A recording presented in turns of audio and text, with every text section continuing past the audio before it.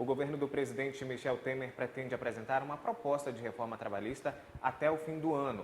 A divulgação de que a jornada de trabalho diária pode chegar a 12 horas causou muita polêmica. A reforma começou a ser discutida há quase 3 meses entre governo, centrais sindicais e patrões. Mas para esclarecer mais sobre este assunto, já está aqui ao meu lado Alberto da Almeida, ele que é advogado e vai responder sobre essas questões trabalhistas. Já para iniciar a nossa entrevista, primeiramente, boa noite, para desmistificar totalmente esse assunto, o empregado vai ter que trabalhar realmente essas 12 horas, como é que fica essa situação? Boa noite, Ítalo, boa noite você que está nos assistindo. Acho que o maior erro foi a forma que utilizaram para divulgar. Infelizmente divulgaram sem antes preparar a população. Algumas profissões já trabalham 12 horas. Policial militar, policial civil, trabalha 24 por 48 por 72 horas. Os profissionais da área de saúde. Então, nada mais, nada menos do que uma adequação de acordo com a profissão. Agora, divulgar como se fosse aumentar o volume de vagas no mercado de trabalho, isso não é verdade. Sim. Dificilmente uma empresa que pode flexibilizar, ao contrário, ela vai justamente adequar aquele funcionário para que precise ainda menos de alguém. Não para que precise mais de alguém. Ela não vai aumentar o número de funcionários. Pelo contrário, ela quer reduzir o quadro. Então, pode sim atrapalhar em relação ao número de funcionários daquela empresa. Entretanto, aquele trabalhador que continuar na empresa não sofrerá grandes prejuízos em relação ao tempo trabalhado, porque na proposta não consta nada, não se fala em aumento da carga semanal, ou seja, continua 44 horas, podendo aumentar até 4 horas, ou seja, chegando a 48. Fora isso, não há grandes mudanças para o trabalhador.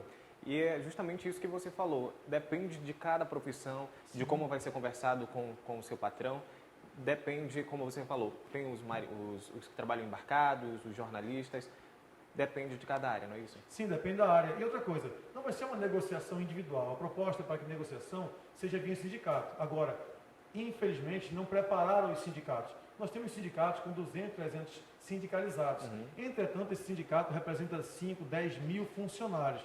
Ou seja, a conversa interna no sindicato é para um pequeno grupo.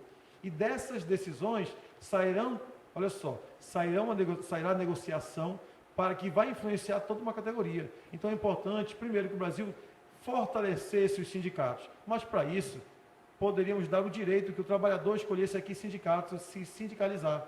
Porque cada categoria, por exemplo, na cidade de Manaus, só pode ter um sindicato. Então eu não posso optar por que sindicato.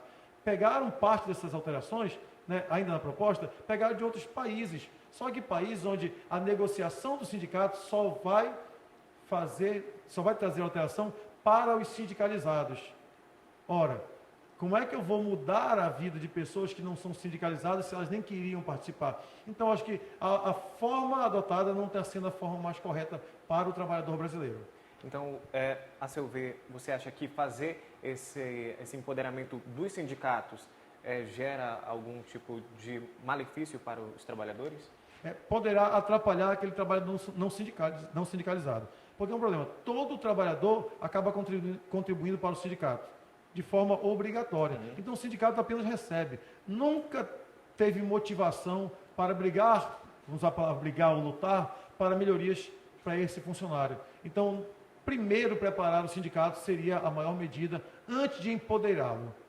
Agora, a questão de negociação entre os trabalhadores e o seu patrão sobre 13º salário, auxílio, creche, essas questões ainda continuam? Podem ser conversadas com ele?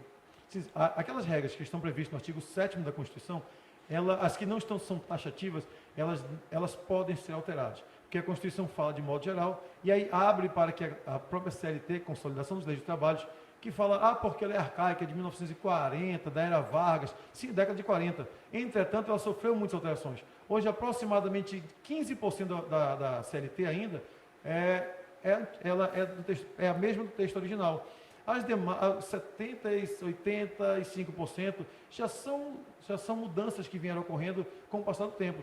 Então é importante saber que alguns dos direitos não podem ser alterados. Por exemplo, licença maternidade não pode. É no mínimo de 120 dias. A empresa pode dar um tempo maior, não menor que 120 dias. Então, alguns direitos, aqueles previstos, taxativos na Constituição, não poderão ser alterados via convenção coletiva. Esse é o medo do trabalhador, né? Que acha que alguns direitos já adquiridos por eles podem ser tirados. Então, isso não vai acontecer. Não, os direitos que estão previstos na Constituição, aqueles que regulamentados apenas na CLT, eles poderão. Por exemplo, no caso, eu homem, o pai, a licença paternidade poderá ser negociada. Já a licença maternidade não poderá ser negociada. Hora extra, 50% da hora extra não poderá ser reduzido. O que pode ser reduzido, e já podia antes, boa parte das mudanças elas já estão previstas na CLT. A forma, volto a falar, que foi apresentada é que ficou aparentou agressiva. E o Brasil, como está passando em um momento delicado, falando em relação à política brasileira, estão utilizando essa proposta para fazer política, para o holofote. Então, o maior prejuízo está não na proposta, e sim na forma que ela está sendo apresentada para a população brasileira. Agora, só para encerrar, Alberto, bem rápido, você acha que é importante fazer essa reforma trabalhista? Sim, sim. Quantos trabalhadores hoje, embora tenham um emprego, o salário não é tão alto, então ele precisa de um outro emprego. E às vezes não consegue, porque se o fizer, esse segundo emprego será na informalidade, o que traz um prejuízo não apenas para o trabalhador, mas para o comércio também. Porque o empregador às vezes não quer empregar alguém que não seja registrado, porque sabe que no futuro poderá ter que pagar. E não é bom. Então, ou seja, nós precisamos diminuir a informalidade, legalizar as profissões, regulamentar tudo de acordo com o que nós vivenciamos na prática. Não esse mundo que se cria, essa utopia que o Brasil, infelizmente, ainda utiliza com uma justiça do trabalho extremamente paternalista que prejudica o comércio de modo geral. Muito obrigado, espero que nós tenhamos contribuído para muitos trabalhadores que estão nos assistindo. Muito obrigado e boa noite. Eu agradeço, uma boa noite. E veja a seguir, Manaus sediará a segunda edição do Congresso Internacional de Arquitetura e Sustentabilidade na Amazônia. É depois do intervalo.